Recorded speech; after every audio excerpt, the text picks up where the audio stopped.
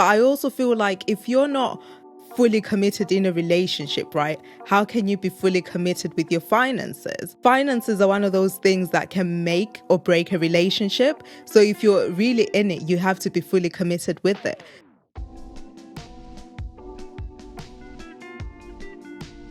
So I don't know about you guys, but the moment we decided to get married and start living together, we had so many people in our ears about, oh yeah, you should get joint accounts, or you can't do without a joint account. So we actually thought it was the norm that if you're in a relationship, you should have a joint account no matter what. However, we want to challenge that today. But before we go on, I just want to put out a full disclaimer that actually we are for joint accounts, and we actually have one because we have an our money mindset. So we find them really, really useful.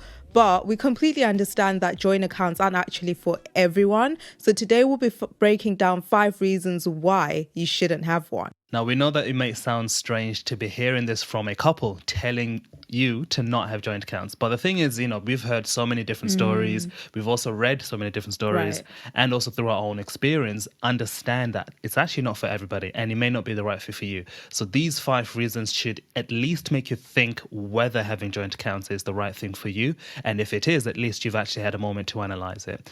So what is the first reason why people shouldn't have a joint account? So the first reason for me would be if you still want to retain some sort of autonomy and still want to handle your finances as an individual, then a joint account probably isn't for you. The thing with a joint account is that you can actually both see what's happening with the account. So you can tell when someone's been shopping, you can tell when someone spent money, you can literally tell everything. So it's like a little audit trail that the account leaves for you, because you can tell what the other person has been doing in the relationship in terms of your finances. So if you're the type of person that still feels like, well, I want my independence when it comes to the money, and I want my independence when it comes to what I spend my money on and what I do with my money, then it probably isn't for you for that particular reason. What would you say when it comes to autonomy and probably someone still wanting to retain some of their independence when it comes to the money? Yeah, and I think there's nothing wrong with wanting that in the first place. You may be in a relationship with somebody, Right. but that doesn't mean that you have to combine everything together. And that autonomy essentially means that you have the freedom to do what you want with your money whenever you want to.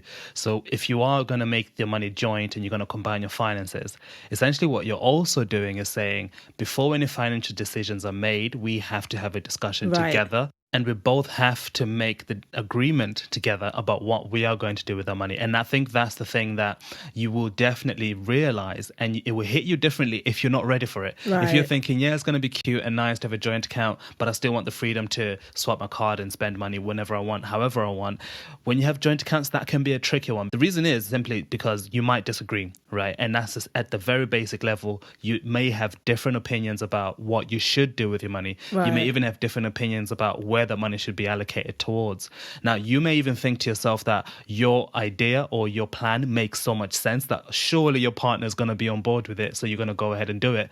But just because it's now becoming our money situation, I feel like you're not ready for a joint account if you feel like you can't have that joint discussion and you want to retain that, okay, I'm just going to do what I want sort of thing. So that's definitely one reason why you shouldn't have joint accounts, because you would definitely lose that autonomy in one way or another. And I think that was one of the things that happened with us. So it wasn't particularly the autonomy thing, but it was the fact that because it was joint, we could see like what the other person was buying. And in that moment, we hadn't talked about a budget. We hadn't discussed what having an our money mindset really means for us. So we just jumped in deep, and then we're both like, oh, okay, so what are you doing with that? Why are you doing that? Why are you doing that? And if you're that type of person that still wants to retain your autonomy, then yeah, it's definitely not for you. Now, the second reason why you shouldn't have a joint account is if you're not in a fully committed relationship. So that would definitely look different for different people. To us, fully committed means marriage. To some, fully committed means when they buy a house and start living together, or if they just move in together. And for others, it means if they have children, then they're now fully committed and they're in it together. So the reason why I would say don't get a joint account if you're not fully committed is simply because if you decide to go your separate ways one day, you can easily just go your separate ways, even with your accounts. The thing is, once you have a joint account and maybe you decide to separate, it's a lot harder to then try and figure out, like, okay, how do we split the finances? Who gets what? There's a lot to it, but it's quite simple if you decide, well, unfortunately, the relationship's not working. This is you, this is me, goodbye, let's go our separate ways. You can literally walk away with your account, your individual account, and just be on your way. But I also feel like if you're not fully committed in a relationship, right, how can you be fully committed with your finances? Finances are one of those things that can make or break a relationship. So if you're really in it, you have to be fully committed with it. So if you're not really fully committed in your relationship, then how do you become fully committed with your finances? This is definitely such an important point to bear in mind because, we see it sometimes where couples who are not fully committed end up making joint financial decisions or making financial decisions that you question whether they're suitable in their particular relationship. Right. And the thing about it is that, you have to establish what does fully committed mean with your partner, because maybe to you it means getting married, but maybe to your partner it means that you move in together, and then at that point that's it, we're joining everything together. So make that clear up front with your partner, but at the same time have your own personal boundaries about, okay, this is as far as I'm willing to go until this relationship goes past a certain stage. Yeah. We're not going to be making certain financial decisions together, etc. Because like Linda said, you can easily walk away from an emotional relationship or breakup, should I say, but you can't walk away very, very easily from a financial breakup, because as soon as your accounts and your finances are joint, things can get really messy if you're trying to split them apart, and it's not as simple as walking out the door and never coming back. So definitely bear that in mind if you're not in a serious relationship at this point. Now, the third reason is if you have very different ways of managing your money or handling your money, then having a joint account probably isn't for you. Because if you're the type of person that's then like, well, I have my way of managing money. I've always managed it like this for the past 3 or 4, 5, 6 years, and I'm going to continue to do that, and I'm not willing to change, then yeah, it will be a really tough situation when you've joined all your finances. And then you're now finding it difficult when your partner's got their way of doing things. It's different if you're willing to change or willing to sort of adjust and find a way that works for the both of you. But if you're not willing to do that at all, then you will definitely find it difficult. Yeah, so you can imagine if, say, one of you is budgeting using the cash envelope system, and you like to withdraw your money and put it in a cash envelope, and that's kind of how you allocate your finances. And then your partner prefers to use an Excel spreadsheet and keep everything in the mobile banking app and not withdraw any cash at all, because that's how it works for them. Now, if you're in that position and you have those two different ways of managing money and neither of you are willing to compromise, then that joint account will just literally continuously cause tension, because one person wants to withdraw cash, the other person wants to keep it in there but manage it via an Excel spreadsheet. So it can get really messy if you're not going to be on the same page about managing your money, because fundamentally, as we mentioned earlier on, a joint account will show the trail audit of who's done what, when, and all of that kind of stuff. So if you're not on the same page at the very minimum about how you're going to manage your money, that joint account could literally be the cause of tension if you have one. But if you don't have one and you come to an agreement of saying, you do it your way, I'll do it my way, but we have an understanding of who's paying for what, that would probably work so much better for you. Yeah. And I guess it's important to mention that it's actually normal for people in relationships to have different ways of managing money. Like we had different ways of managing money when we first got into our relationship. But what we did was we then had to start adjusting. But we still have certain things that I like to do and certain things that Tanda likes to do. But it took us sitting down and coming together and then realizing that actually we want to have an our money mindset. So that means we're going to have to work together. So we were willing to work together and change certain things. So then having a joint account then works for us. But if you're definitely not willing, then hey, it becomes a very difficult situation. Budgeting as a couple can be a challenge, and it can actually be very daunting. Now, we've been there, but fortunately, we've managed to turn things around and we've found a money system that actually works for the both of us. This is why we've put together the free guide on how to successfully budget as a couple. In this free guide, you will learn all the various ways, the tools and the techniques that you can put in place as you're setting up your budget with your partner. Plus, you will actually find ways how to build a system that really does work for the both of you. You can find this free guide at skillfinances.com/free couples budget, or click the link in the description to download it today.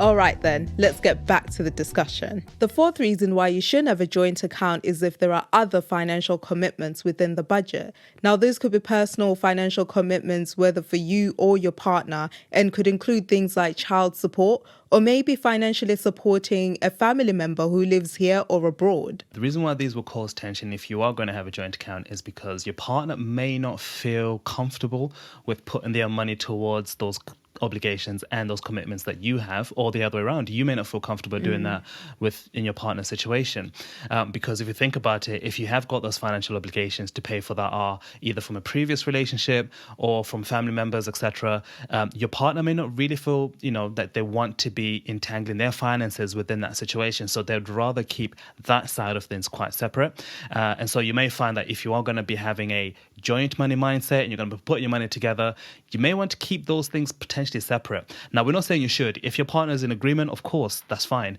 But it's in the event that one of you disagrees with, Right. well, those are your commitments, so you should look after them. I don't feel like it's my place to be part of that conversation, to be part of that financial transaction. Then at that point, yes, you should keep those types of things separate and not really put them in the same basket. Now, the fifth reason why you shouldn't have a joint account is if you're not willing to be hot with your money. Now, you may be wondering what hot actually stands for, and that's honest, open, and transparent. Now, this is one of the things that you will have to absolutely do if you're going to join your money together. There's no way you can hide finances. There's no way you can't be honest about what's going on with your money if you choose to have a joint account. And if you're not going to be honest with each other, then definitely don't go down the road of potentially allowing money to come between the two of you. Because if you are going to be combining your finances on the surface, but behind closed doors, you're going to be hiding finances from each other. Yeah. You're not going to be opening up front about transactions or your spending, or maybe even your savings and investments. Then at that point, you're literally going against the purpose of joining your finances. The purpose of joining your finances is so that you can work together to essentially build your financial lives and your relationship and on all sorts of things. Now, this does not mean that if you are honest and open and transparent in your relationship, you need to have joint accounts. Right. It doesn't mean that at all. But if you are going to have joint accounts, then you absolutely need to be honest, because trust and openness, all of that goes into you completely being joined up with your finances and having a situation that really works for you both. It's fair to say that joint accounts and joining your money is definitely a good thing to do, but it's also something you should do with consideration and caution. And if it's not right for you, then it's not right for you. Don't force it. Don't try and make something out of nothing. Right. If you and your partner are not on the same page about your finances, or if one of these reasons that we've covered today hit you and you really connect with them and you're thinking, yeah, that sounds like us, then don't rush into having joint accounts. Over time, things may change, your relationship may grow, but if in this moment joint accounts are not suitable or compatible for you, then definitely don't do it. Now, don't forget to check out our free How to Budget as a Couple guide. You can download that. Again, the link is in the description, or you can go to skillfinances.com/free couples budget, and you can download that and really learn what is the best way that we could budget as a couple. There are different ways within that workbook that you can go through, but fundamentally it's about finding a way that works for you and then figuring out if joint accounts suit your way of working with finances. Now, if you have found value in this, definitely like this video and show us some love. If you have anything else to add to this conversation, leave a comment below. We'd love to hear from you. We'd love to hear your thoughts and what's your one key takeaway from this discussion today. Subscribe to Skill Finances if you'd like to join the tribe. Hit the notification bell so you don't miss any future discussions we have, and we will see you next time.